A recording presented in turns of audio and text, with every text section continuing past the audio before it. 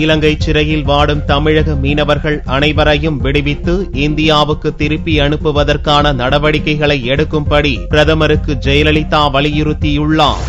பிரதமர் மன்மோகன் சிங்குக்கு முதல்வர் ஜெயலலிதா ஒரு அவசர கடிதத்தை அனுப்பியுள்ளார். அதில் செப்டம்பர் 20ஆம் தேதி தான் எழுதிய கடிதத்தில் சர்வதேச கடல் பகுதியில் மீன்பிடிப்பதில் உள்ள பிரச்சினைகளுக்கு தீர்வு காணும் வகையில் தமிழக இலங்கை மீனவர்களிடையே சென்னையில் டிசம்பர் மாதத்தில் பேச்சுவார்த்தைக்கு ஏற்பாடு செய்திருப்பதை மீண்டும் கவனத்துக்கு கொண்டு வந்துள்ளார். அதே நேரத்தில் ஆழ்கடலில் மீன்பிடிக்கும் தமிழக மீனவர்கள் மீது தாக்குதல் நடத்தி கைது செய்து இலங்கை சிறைகளில் அடைக்கும் கொடுமை இனியும் நடக்கக்கூடாது என்று உறுதிபட தான் ஏற்கனவே தெரிவித்திருந்ததையும் ஜெயலலிதா சுட்டிக்காட்டியுள்ளார். செப்டம்பர் 22ஆம் தேதி ராமேஸ்வரம் மீனவர்கள் 20 பேரும் 19ஆம் தேதி புதுக்கோட்டை மீனவர்கள் 19 பேரும் இலங்கை கடற்படையால் கைது செய்யப்பட்டு முறையே வவுனியா மற்றும் யாழ்ப்பாணம் சிறைகளில் அடைக்கப்பட்டிருப்பதாகவும் இதன் மூலம் இலங்கை சிறைகளில் அடைக்கப்பட்டிருக்கும் தமிழக மீனவர்களின் எண்ணிக்கை 136ஆக உயர்ந்திருப்பதாகவும் ஜெயலலிதா கூறியுள்ளார். லட்சக்கணக்கான தமிழக மீனவர்களின் உணர்வுகள் மட்டுமின்றி உயிர் வாழ்வாதாரம் அடங்கிய ஒரு முக்கிய பிரச்சினையில் மத்திய அரசின் அணுகுமுறை